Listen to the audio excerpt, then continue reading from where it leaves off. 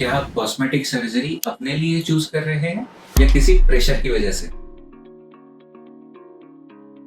क्योंकि इस डिसीजन के पीछे कभी सोशल मीडिया का प्रेशर होता है, कभी कमिटमेंट का, कभी वेडिंग प्रेशर होता है या फिर कभी एजिंग एंजाइटी, और कभी लगता है कि I just need some change. Cosmetic surgery wrong नहीं है, पर रॉन्ग रीजन के लिए डिसीजन लेना कभी कभी रिस्की हो सकता है। अगर आप rhinoplasty, facelift, liposuction, mommy makeover, gynecomastia, fillers, Botox या कोई भी कॉस्मेटिक प्रोसीजर अगर कंसिडर कर रहे हैं तो इस वीडियो का थर्ड पॉइंट जरूर देखिएगा, क्योंकि वही बताएगा कि रियलिस्टिक एक्सपेक्टेशन क्या होती है। मैं आज आपको एक सिंपल 5 पॉइंट डिसीजन फ्रेमवर्क दूंगा, जिसे आप ये समझ पाएंगे कि आपका डिसीजन क्लैरिटी से आ रहा है या फिर किसी प्रेशर की वजह से। Am I choosing this for myself?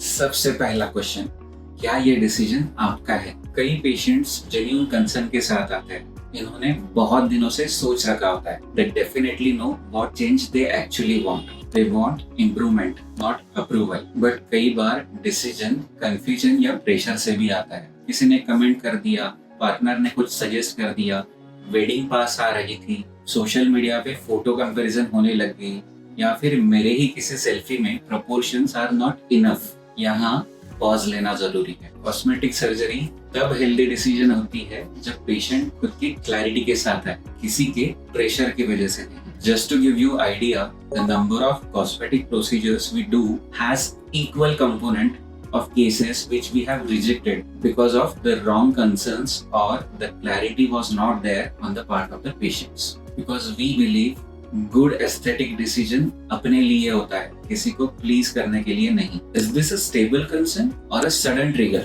Second question, ये कंसर्न स्टेबल है या एक सडन ट्रिगर? अगर कोई कंसर्न सालों से है, उसके बारे में आप कामली सोचते हैं, you are asking practical question, तो चीज अलग है। लेकिन अगर डिसीजन सडन है, किसी के कमेंट के बाद, ब्रेकअप के बाद, किसी शादी में जाने के लिए, या फिर just to get presentable on social media, ऐसे सूरत में इमीडिएट सर्जरी का डिसीजन अवॉइड करना ही बेटर होता है, क्योंकि impulsive aesthetic decisions regret create कर सकते हैं। What we feel is sometimes patient needs time, sometimes they need counseling, and sometimes they just need realistic reassurance. And that's why I always tell this to my patients. Sudden insecurity के लिए कोई भी permanent decision मत लीजिए। Are my expectations realistic? Third question, और ये सबसे important है, are my expectations realistic? Cosmetic surgery improvement दे सकती है in contour, shape, skin, size या फिर कॉन्फिडेंस में भी, but it cannot solve each and every emotional problem of yours. Rhinoplasty आपको किसी और जैसा नहीं बनाता, मॉमी मेकओवर ओल्ड लाइफ वापस नहीं लाता, फेसलिफ्ट एजिंग को स्टॉप नहीं करता, लाइपोसक्शन वेट लॉस सर्जरी नहीं है, और फिलर्स आपकी पर्सनालिटी नहीं चेंज कर सकता। और इसीलिए प्रोसीजर का रिजल्ट तभी सेटिस्फाइंग होगा जब एक्सपेक्टेशंस रियलिस्टिक। अगर आप सीरियसली कोई भी कॉस्मेटिक सर्जिकल प्रोसीजर कंसिडर कर रहे हैं तो ये पार्ट स्किप मत कीजिए। After so many patients and so many surgeries, we firmly believe कि राइट एक्सपेक्टेशन के बिना राइट रिजल्ट भी रॉन्ग ही फील होता है। Will this improve confidence or create dependency?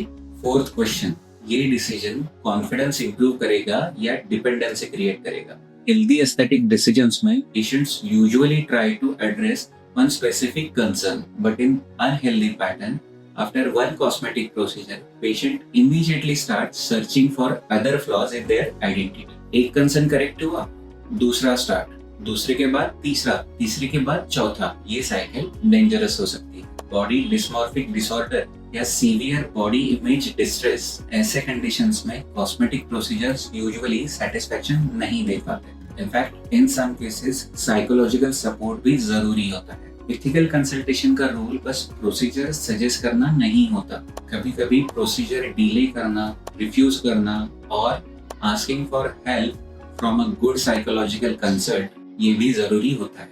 And that's why in our setup we like to segregate our patients depending on their concern and not their choice of therapy. On these lines, there are instances that we deny outrightly some procedures, or we prefer to delay some procedures, or sometimes we suggest something which is lesser aggressive but can do justice to their concerns. Always remember, cosmetic surgery self confidence को support तो कर सकती है but आपकी self worth को replace नहीं कर सकती। Am I ready for recovery, risks and limits? Fifth question, आप रिजल्ट्स के लिए तो रेडी है पर क्या आप रिकवरी के लिए रेडी हैं? हर प्रोसीजर का रिकवरी फेज होता है। स्वेलिंग होती है, ब्रूजिंग होती है, डाउन टाइम हो सकता है, स्कार हो सकते हैं, कॉम्प्रेशन गारमेंट्स हो सकते हैं और फॉलोअप्स भी हो सकते हैं। इनफैक्ट नॉन सर्जिकल मेथड्स में भी रिस्क्स एंड मेंटेनेंस थेरेपीज होते हैं। Fillers, botox, lasers, microneedling, threads, इन सब में right indications, right technique and followups सब मैटर करते हैं। डिसीजन लेने से पहले पेशेंट को ये समझना चाहिए कि रिजल्ट कब दिखेगा, फाइनल रिजल्ट सेटल कब तक होगा, रिकवरी कितनी लंबी रहेगी, रिस्क क्या है, लिमिटेशंस क्या है और प्रोसीजर के बाद आफ्टर सपोर्ट कैसे मिलेगा। And that's why we only operate on those जो रिजल्ट्स के साथ साथ रिकवरी को भी एक्सेप्ट करते हैं। और एक इम्पोर्टेंट पॉइंट, कॉस्मेटिक सर्जरी एक एस्थेटिक डिसीजन जरूर है बट मेडिकल प्रोसीजर भी है और इसीलिए safety, realistic expectation, emotional readiness and honest counselling सब इम्पोर्टेंट है। गुड कंसल्टेशन में डॉक्टर बस ये नहीं पूछता कि आप क्या चेंज करना चाहते हैं, ये भी समझता है कि आप क्यों चेंज करना चाहते हैं। स्टार्टिंग में हमने बात की थी कि कॉस्मेटिक सर्जरी का डिसीजन अपने लिए है या किसी प्रेशर की वजह से। अब आपको क्लैरिटी है कि डिसीजन के पहले 5 क्वेश्चन पूछने चाहिए। क्या यह डिसीजन मेरा है, कंसर्न स्टेबल है, एक्सपेक्टेशन रियलिस्टिक है, कॉन्फिडेंस इंप्रूव होगा या डिपेंडेंसी बनेगी, एंड फाइनली क्या मैं रिकवरी एंड रिस्क्स के लिए रेडी हूँ। अगर आपको ये वीडियो अच्छा लगा तो लाइक कीजिए, सब्सक्राइब कीजिए और हमें बताइए कि अगले वीडियो में किस टॉपिक के रिगार्डिंग आपको क्लैरिटी चाहिए। अगर आप अपना कॉस्मेटिक प्रोसीजर कंसिडर कर रहे हैं तो पहले अपना रीजन समझिए और फिर कॉस्मेटिक प्रोसीजर डिसाइड कीजिए। I am doctor Gaurav Jannawar. I am here to keep it real.